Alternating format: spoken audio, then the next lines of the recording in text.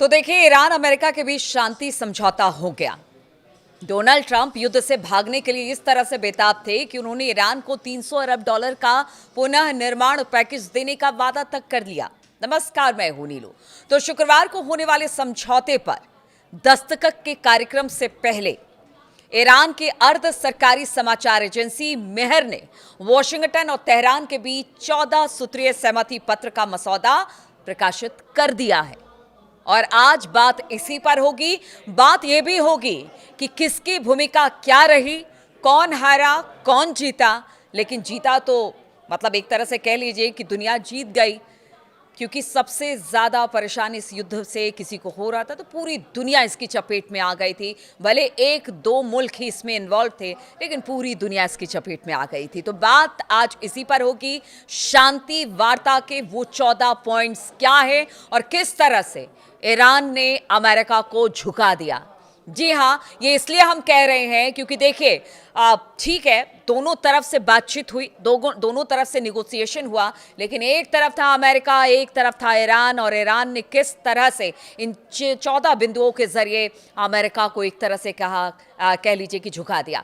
किसी भी सरकार ने आधिकारिक तौर पर इन जानकारियों की पुष्टि नहीं की है, लेकिन एक समाचार एजेंसी ने इन बिंदुओं को जरूर रखा है। और इन बिंदुओं को ईरानी सरकारी मीडिया के दावे के तौर पर ही देखा जाना चाहिए जब तक कि इस बात की पुष्टि नहीं हो जाती है। यानी 19 तारीख को कह लीजिए कि इस पूरी डील पर साइन होना है।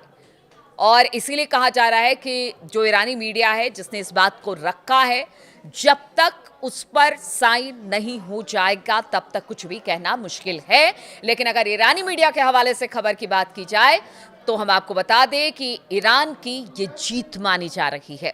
इस मसौदे की सबसे खास बात यह है कि अमेरिका ने ईरान को पुनः निर्माण के लिए, यानी जो नुकसान अमेरिका ने ईरान को पहुंचाया है, उसके लिए 300 अरब डॉलर देने का वादा किया है। और तेहरान को तत्काल 24 अरब डॉलर मिलेंगे। और इसके अलावा राष्ट्रपति डोनाल्ड ट्रंप और रविवार को ईरानी सरकारी मीडिया की तरफ से जारी एक ड्राफ्ट मेमोरेंडम ऑफ अंडरस्टैंडिंग के मुताबिक अमेरिका और ईरान के बीच लड़ाई खत्म करने और हॉर्मुज स्ट्रेट को फिर से खोलने पर सहमति बन गई है।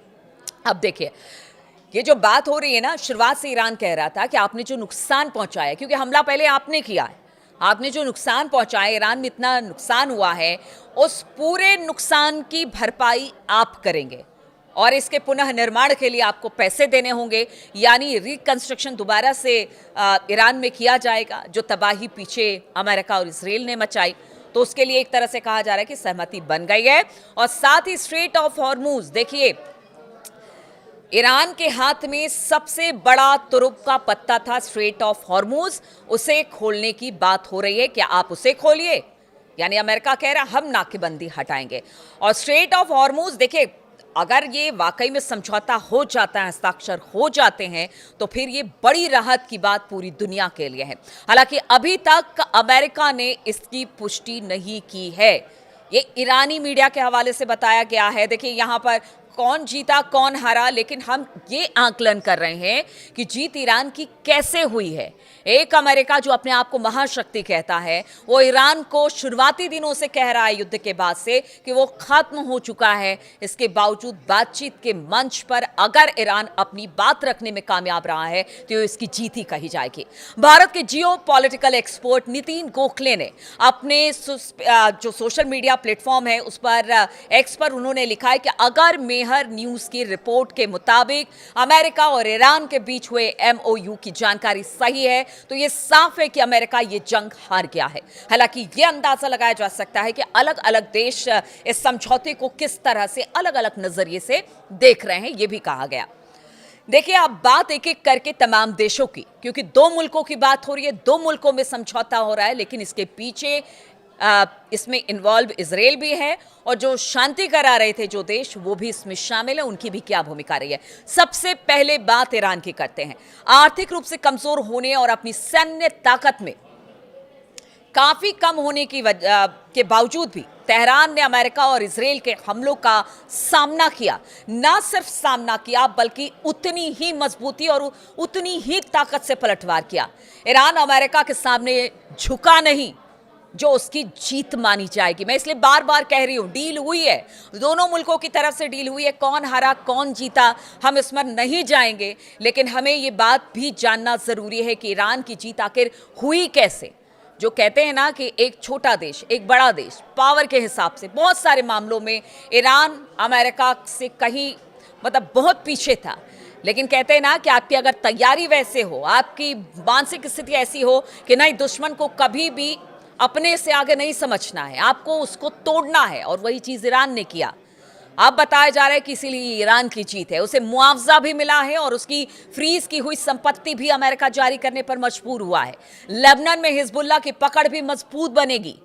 ईरान अब खाड़ी देश में और ताकतवर हो चुका है, जबकि सऊदी, यूएई और तुर्की जैसे देश जो कि इस्लामिक लीडर बनने की कोशिश करते रहे, वो पीछे छूट गए हैं। तो इस तरह से हुई ईरान की जीत। अमेरिका की बात करें तो अमेरिका की हालत ऐसी हो गई है कि वो इस युद्ध से भागने के लिए हाथ पैर मार रहा था, जैसे कोई डूबता हुआ आदमी मारता है। राष्ट्रपति डोनाल्ड ट्रंप युद्ध खत्म करने और नुकसान कम करने की बात को लेकर बेताब दिखाई दिए। आखिरकार शायद उन्होंने गैस की बढ़ती कीमतों और अमेरिका में होने वाली जो मिड टर्म इलेक्शन है उसको ध्यान में रखते हुए ईरान की ज्यादातर मांगे मान ली।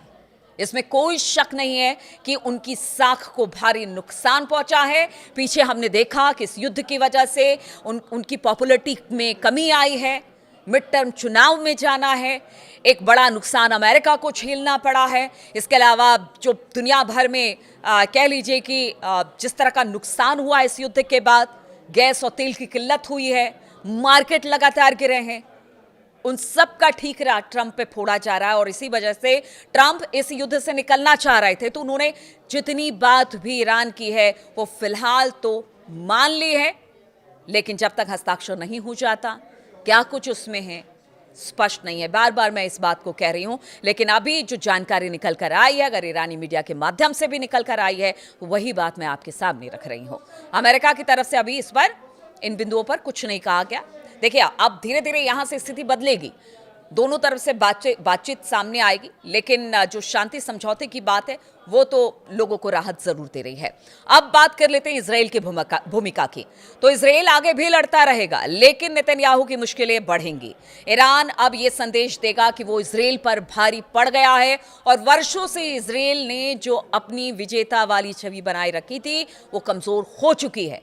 इजराइल के हाथ कुछ भी नहीं आया सिवाय इस आश्वासन के कि ईरान परमाणु बम नहीं बनाएगा, यानी वो लेबनान पर हमला नहीं कर सकता। जिस तरह से उसके हमले की नीति है उसको छोड़ना होगा, हर एक मोर्चे पर आपको युद्ध बंद करना पड़ेगा।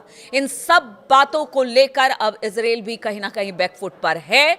हाँ, एक आश्वासन जरूर मिला है कि ईरान परमाणु बम नहीं बनाएगा, और इस बात को ईरान मतलब पहले दिन से कह रहा है, वेरी फर्स्ट डे वो लगातार यही कह रहा है कि हम परमाणु बम नहीं बनाएंगे, हम किसी तरह से कोई परमाणु हथियार नहीं बनाने जा रहे हैं। अब बात कर लेते हैं पाकिस्तान की। तो देखिए, जिस तरह से दोनों के बीच में मध्यस्थता पाकिस्तान ने की, पाकिस्तान अंत में अमेरिका और ईरान के बीच शांति समझौता करवाने में नाकाम रहा। अंत में वो कतर था जिसने दोनों देशों के बीच समझौता करवाया। तो जो उछल रहे थे ना मुनीर और ये सारे लोग, वो उनके बस की ये बात नहीं थी। हालांकि देखिए, समझौता हो गया, शांति हो गई, युद्ध खत्म की घोषणा हो चुकी है, ये राहत की जरूर बात है। अब भारत की बात कर ली जाए तो हॉर्मुज स्ट्रेट खुलने से भारत को बड़ी राहत मिलेगी, लेकिन भारत की विदेश नीति पर गंभीर सवाल भी उठ रहे हैं। नई दिल्ली का पश्चिम एशिया के प्रति अपनी नीति, अमेरिका के साथ अपने संबंध और ऊर्जा के स्रोतों में जो एक वैरायटी है लाने पर फिर से विचार उनको करना पड़ेगा।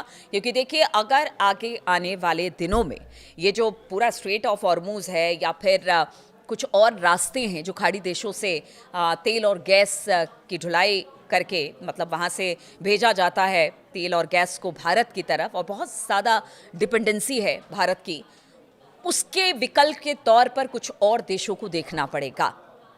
तो ऐसे में भारत को भी अब स्ट्रेटेजी बनानी होगी। हालांकि राहत की खबर यह है कि अगर हॉर्मुज खुलता है तो भारत के लिए भी जो पेट्रोल और गैस की किल्लत हो रही थी वो खत्म हो जाएगी। हालांकि देखिए, हॉर्मुज के बारे में कहा जा रहा है कि अभी इसमें वक्त लगेगा, क्योंकि देखिए इससे पहले भी ऐसा हो चुका है जब जो इराक है उसमें युद्ध हुआ था तो 2 साल लगे थे उस रास्ते को भी खोलने में। कहा जा रहा है कि हॉर्मुज़ को भी खोलने में वक्त लगेगा क्योंकि वहाँ पर बारूदी सुरंगें बिछी हुई हैं। पहले सब बारूदी सुरंगों को हटाया जाएगा, फिर एक तरह से कह लीजिए कि जो जहाज़ यहाँ से निकल रहे थे उनको कॉन्फिडेंस में लाना होगा कि नहीं, आप सब कुछ ठीक है, आप अपना जहाज़ यहाँ से निकाल सकते हैं। यानी आवाजाही जब तक पूरी तरह से ठीक नहीं हो जाती है तब तक तुरंत इसे खोलना थोड़ा सा नामुमकिन लग रहा है। इधर अमेरिका भी अपनी नाकेबंदी हटाएगा तो इसमें थोड़ा वक्त तो लग सकता है, लेकिन हाँ, राहत की खबर यही है कि देखिए अब ये समझौता अपने अंतिम चरण की तरफ है। समझौता हो जाए, ये हम सब आप सब यही चाहते थे कि किसी तरह से ये युद्ध समाप्त हो जाए।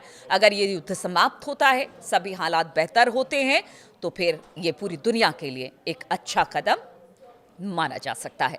बहुत बहुत शुक्रिया मेरे साथ जुड़ने के लिए। अपना कमेंट देते रहिए कि आप इस शांति वार्ता को लेकर क्या सोचते हैं। ट्रंप और ईरान के बीच में जो वार्ता हुई उसको लेकर क्या सोचते हैं, आपके कमेंट का इंतजार रहेगा। फिलहाल बहुत बहुत शुक्रिया मेरे साथ जुड़ने के लिए।